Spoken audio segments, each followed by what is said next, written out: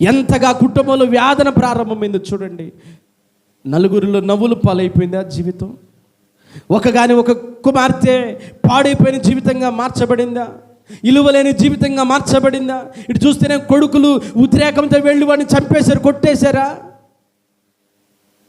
యాకోబు ఇవన్నీ తలంచుకొని, అయ్యో నా పిల్లలేమో కసితో వాడిని చంపేశారు, వాడేమో నా కూతుర్ని పాడు చేశాడు, నలుగురేమో నా కుమార్తె గురించి దేశమంతా చెప్పుకుంటున్నారని చెప్పి యాకోబు ప్రియమైన పిల్లల లోపల మదన పడిపోయిన అనుభూతి, లోపల కురింగిపోయాడు యాకోబు. నిజమే, ఇట్లాంటి పరిస్థితులను చూసినప్పుడు ఏ తండ్రికైనా ఏ అన్నదమ్ములకైనా హృదయంలో ఒక వేదన, కఠోరమైనటువంటి కక్ష, కలహం ప్రారంభమైంది. ఎవడ్రా వాడు మా చెల్లిని పాడు చేసేది అన్నట్టుగా. నిజమే. కాబట్టి యాకోబు జీవితంలో కూడా గుండె చెదరిపోయింది. ఏమైపోయింది అంట? చెప్పండి. బిడ్డ. ఇప్పుడు ఆడపిల్లని తల్లిదండ్రులు చాలా ప్రేమగా చూసుకుంటారు. కొడుకుల కంటే కుమార్తెని ఎక్కువగా ప్రేమిస్తారు. ఎందుకు అంటే ఎప్పుడో ఒకసారి ఇంటికి వస్తుంది, ఎప్పుడో ఒక ముద్ద తినిపోద్ది, మమ్మల్ని ఆశించదు, ఎప్పుడు వీళ్ళు ఇంటికాడు ఉండేవాళ్ళే కదా అనే విధానంతో ప్రియదిన బిడ్డలారా గమనించండి. కొడుకుల కంటే కూడా కుమార్తెని ఎక్కువగా దగ్గరకు తీసుకుంటారు, ప్రేమిస్తారు, పలకరిస్తారు. ఆడబిడ్డ ఇంటికి వచ్చిందంటే ఎంతో ఆప్యాయంగా ఉంటారు.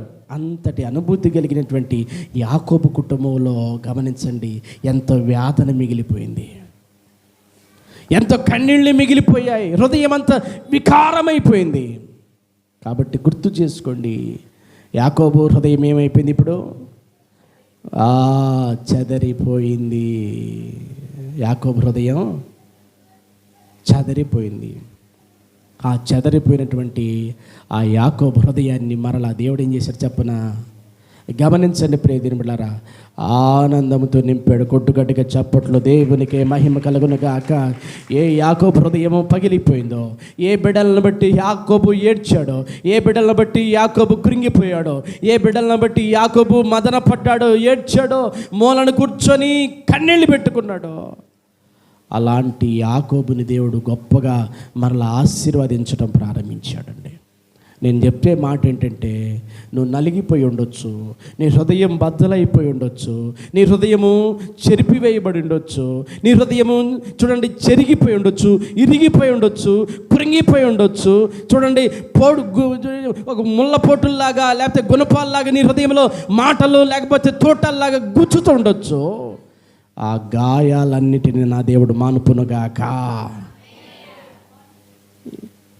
ఆ గాయాలన్నీ నా దేవుడు మానుపునుగాక. ఎక్కడుంటారు పాపం, అసలు మైండ్ ఏటేటో వింటుంటారు. నా దేవుడు మానుపునుగాక.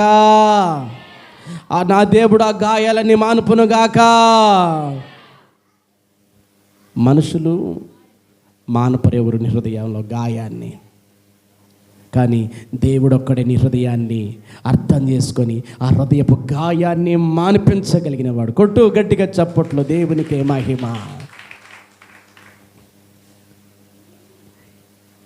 చూడండి, యోబు జీవితాన్ని, చెదరిపోయిన యోబు జీవితాన్ని బాగు చేశాడా? నయోమి జీవితాన్ని,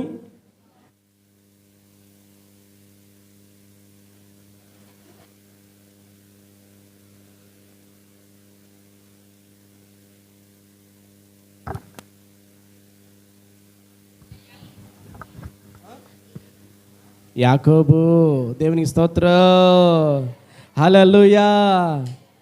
యేసయ్యా నీ ప్రేమ, నీ త్యాగం మరపురానిది. యేసయ్యా నీ ప్రేమ, కొట్టుగట్టిగా, నీ త్యాగం మరపురానిది.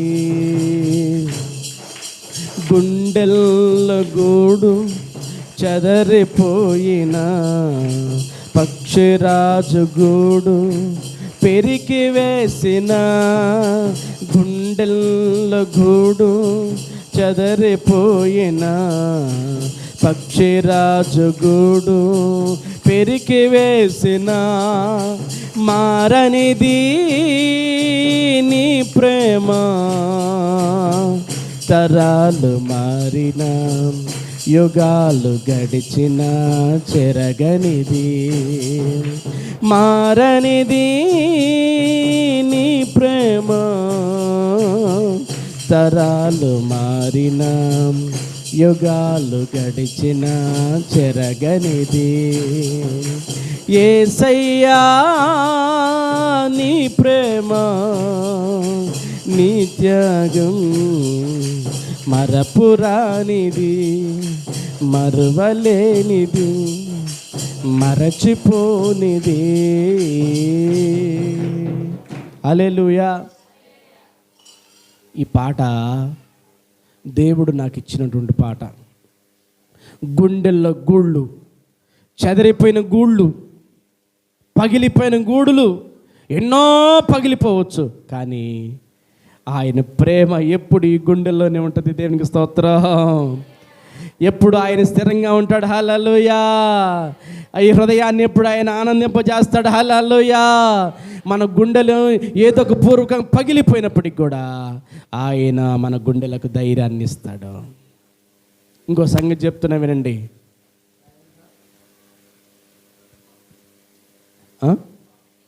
కాబట్టి క్రీస్తునందు ప్రియులరా, ఇంకో మాట చెప్పి నేను వాక్యం ముగిస్తా. 12 మంది అన్నదమ్ములు. ఎంతమంది చెప్పండి? అయితే ఒక చెల్లెలు. వీళ్ళందరూ ఏం చేశారంట? ఈ 12 మందిలో ఒకడి మీద, అంటే యోసేపు మీద కక్ష కట్టారు. ఏం కట్టారు చెప్పండి?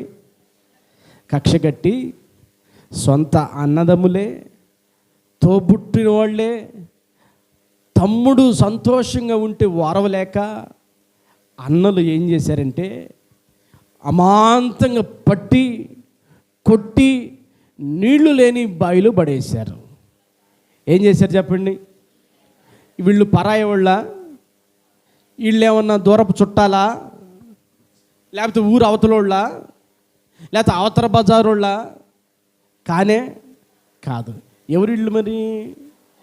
సొంత అన్నదమ్ములే, ఓ తండ్రి పిల్లలే. కానీ గమనించండి, ఇలాంటి అన్నదమ్ములు తమ్ముడి మీద కక్షతో కలహంతో ఏం చేశారంటే పట్టుకొని కొట్టేసి ఆ గుంటలో పడేసి వదిలిపెట్టి వెళ్ళిపోయారు. అప్పుడు ఎలా ఉంటుంది? మా అనుకున్న వాళ్ళు, నా అనుకున్న వాళ్ళు చూడండి, అలాంటి అగత్యాలు చేసినప్పుడు గుండె ఎలా ఉంటుంది? ఏమా ఎలా ఉంటుంది? మా అనుకున్న వాళ్ళు, నా అనుకున్న వాళ్ళు చూడండి, ఒక మాట అంటేనే బాధ కలిగిద్దే.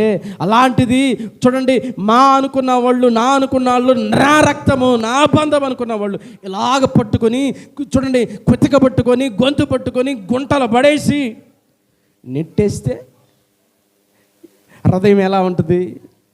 అమ్మా బాధ కదా. యేసేపు జీవితంలో కూడా అలాగే జరిగింది. నా అనుకున్నటువంటి ఆ అన్నలు, నా అనుకున్నటువంటి చూడండి ప్రియదేవులారా, కుటుంబ సభ్యులే యేసేపు మీద తిరగబడ్డారు.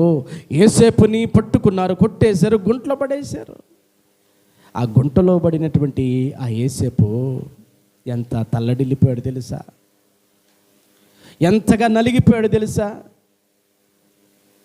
ఎంతగా ఏడ్చాడు తెలుసా? అయ్యో అన్నల్ని నేనేం మాట్లాడలేదే, అన్నల మీద నేను వ్యతిరేకం ఏం చేయలేదే, అన్నలది నేనేమి దోసుకోలేదే, అన్నల్ని నేను ఏ రోజు కోపగించి మాట్లాడలేదే.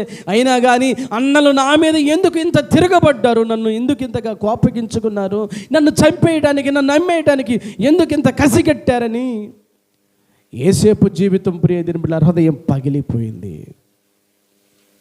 అందుకనే యేసేపు ఒక మాట అంటాడు, చదవండి ప్రియదేని బిడ్డలారా. ఆదికాండము ప్రియదేని బిడ్డలారా గమనించినట్లయితే 41వ అధ్యాయము 51వ వచ్చిన భాగంలో రాయబడిన సంగతి చూడండి. అప్పుడు యేసేపు, దేవుడు నా సమస్త బాధను, నా తండ్రి ఇంటి వారినందరినీ నేను మరచిపోవునట్లు చేసినని చెప్పి తన జ్యేష్ఠ కుమారునికి మనష్షే అని పేరు పెట్టాడు. ఏ పేరు పెట్టాడు చెప్పండి? అవును, తన మనసులో ఎంత బాధ ఉందో అక్కడ ఏమంటాడు? నా సమస్త బాధ.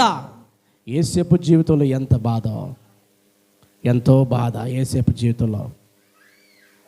నిజమండి, యోసేపు నలిగిపోయాడు బాగా. తండ్రి దూరమయ్యాడా? తల్లి చనిపోయిందా? తోబుట్టులు కాని రావట్లేదా? కానరాని దేశంలో ఉన్నాడా? జైల్లో పెడతా ఉన్నారా? మాట్లాడితే నిందలు మోపుతున్నారా? ఎట్లా చేశాడని. ఇలాంటి పరిస్థితులన్నిటిలో యోసేపు హృదయం పగిలిపోయింది. హృదయము చూడండి చెరిగిపోయింది, చెడిపోయింది. అలాంటి పరిస్థితుల్లో దేవుడే నాకు ఆశ్రయం అనుకున్నాడు. హల్లెలూయా. దేవుడే నా బలం అనుకున్నాడు. హల్లెలూయా. దేవుడే నాకు ఆధారం అనుకున్నాడు. ఇక అనుకొని తన కుమారుడికి ఏ పేరు పెట్టుకున్నాడంటే మనష్షే అని పేరు పెట్టాడండి. చూసారండి. కాబట్టి యోసేపు హృదయం కూడా ఇప్పుడేమైపోయింది చెప్పండి? చెప్పాలి, చెరిగిపోయింది. నిజమే, సొంత అన్నదమ్ములే ఒకే తల్లి పాలు తాగి, ఒకే తండ్రి పిల్లలయ్యి, ఒకే చోట ఆడుకొని, ఒకే కంచంలో తిరిగి, చూడండి ఒకే పక్కలో పడుకొని, ఒకే జోల్లో పడుకోబెట్టబడి, ఒకే ఉగ్గిన్న. గమనించండి ప్రియదినుల, సపోజు దేవుడు నాకు 3 బిడ్డలు ఇచ్చాడు కదా. వాళ్ళ ముగ్గురికి ఒకటే ఉగ్గిన్న. దేవునికి స్తోత్రం. అలా అర్థమైందా? ఒకటే ఉగ్గిన్న అంటే గమనించండి, ఒకే కంచము, ఒకే మంచము, ఒకే తల్లి, ఒకే జోలే, ఒకే తండ్రి ఇంటి పిల్లలుగా పెరిగి వ్యతిరేకతలు వచ్చినప్పుడు ఆ గుండె ఎలా ఉంటుందంటే చాలా బరువుగా ఉంటుంది. అయితే ఈ హృదయాన్ని, ఇలాంటి పరిస్థితులను ఎవరయ్యా మానిపేదంటే దేవుడొక్కడే. హల్లెలూయా, హల్లెలూయా. దేవుడొక్కడే హృదయాన్ని అర్థం చేసుకోగలిగిన దేవుడు. దేవుడొక్కడే కన్నీరు తుడవగలిగిన దేవుడు. దేవుడొక్కడే ఎంతమంది అన్నదమ్ములు వ్యతిరేకంగా లేచిన ఇడువని దేవుడు. హల్లెలూయా. అందరూ నన్ను విడచిన నీవు నన్ను ఇడువనంటివే, అందరూ నన్ను విడచిన కూడా నీవు నన్ను ఇడువనంటివే, నా తల్లియు నీవే, నా తండ్రియు నీవే, నా తల్లిదండ్రి నీవే యేసయ్యా, నా తల్లియు నీవే, నా తండ్రియు నీవే, నా తల్లిదండ్రి నీవే యేసయ్యా, అందరూ నన్ను విడచినా నీవు నన్ను ఎడువనంటివే. పాడాలి.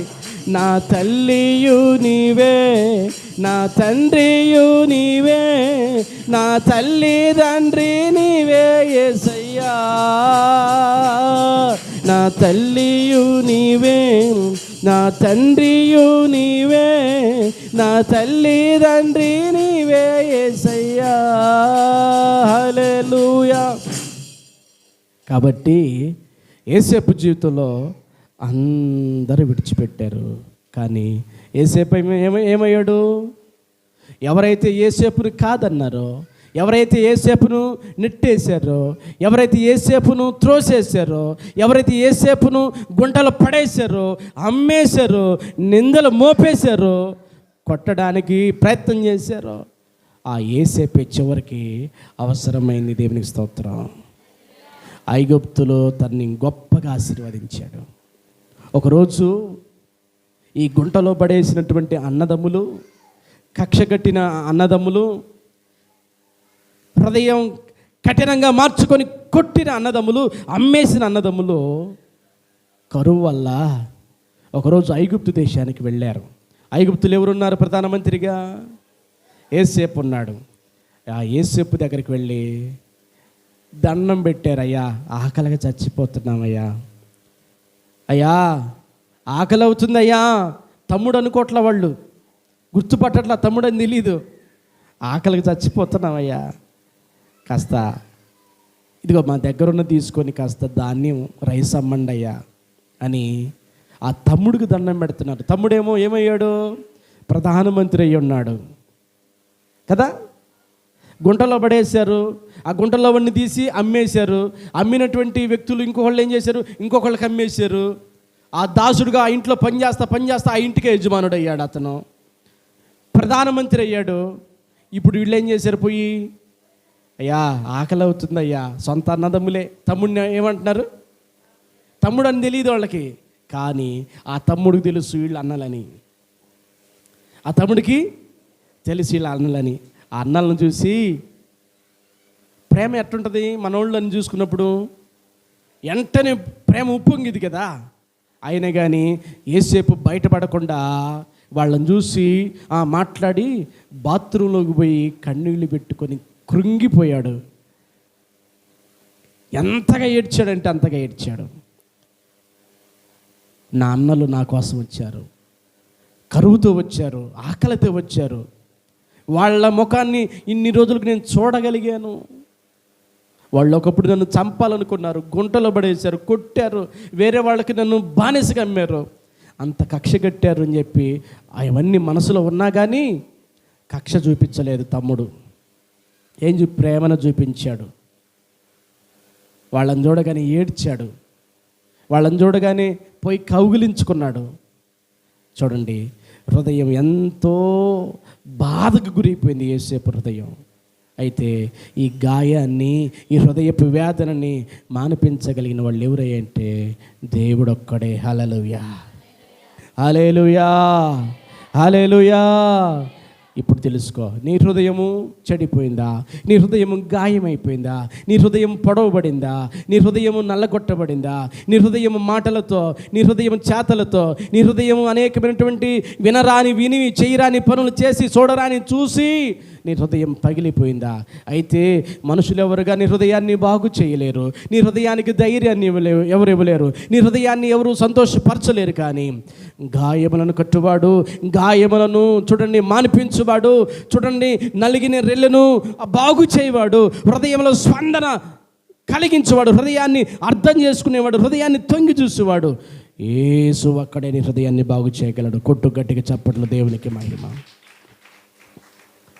కళ్ళు మూసుకో, ప్రార్థన చేద్దాం. హల్లెలూయా, హల్లెలూయా, హల్లెలూయా, హల్లెలూయా, హల్లెలూయా. ఎలా ఉంది నీ హృదయం? నలిగిపోయిందా? కృంగిపోయిందా? వేచారిపోయిందా?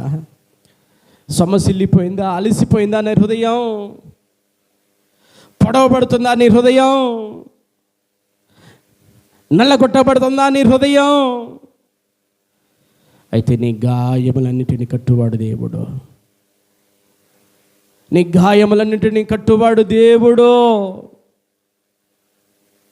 ఏ పరిస్థితుల్లో నీ హృదయం కొట్టబడిందో, ఏ పరిస్థితుల్లో నీ హృదయం నెట్టబడిందో, ఏ పరిస్థితుల్లో నీ హృదయము కృంగిన అనుభూతిలోనికి పోతా ఉందో, అయితే నీ హృదయాన్ని బాగు చేయగలిగిన వాడు దేవుడు ఒక్కడే. హల్లెలూయా, హల్లెలూయా, హల్లెలూయా, హల్లెలూయా. చేయి ప్రార్థన.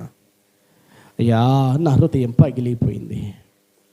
నా హృదయమును అయ్యా ముళ్ళ పోట్లతో గుచ్చబడుతుంది అయ్యా. నా హృదయము కృంగిపోయింది అయ్యా, బద్దలైపోయింది అయ్యా. నా హృదయానికి ఊరటనివ్వండి, నా హృదయానికి ధైర్యమునివ్వండి, నా హృదయానికి సమాధానం.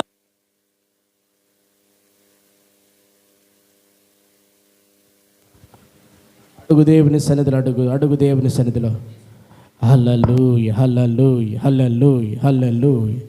Praise the Lord, praise the Lord, praise the Lord, praise the Lord, praise the Lord, praise the Lord, praise the Lord. Hallelujah, hallelujah, hallelujah.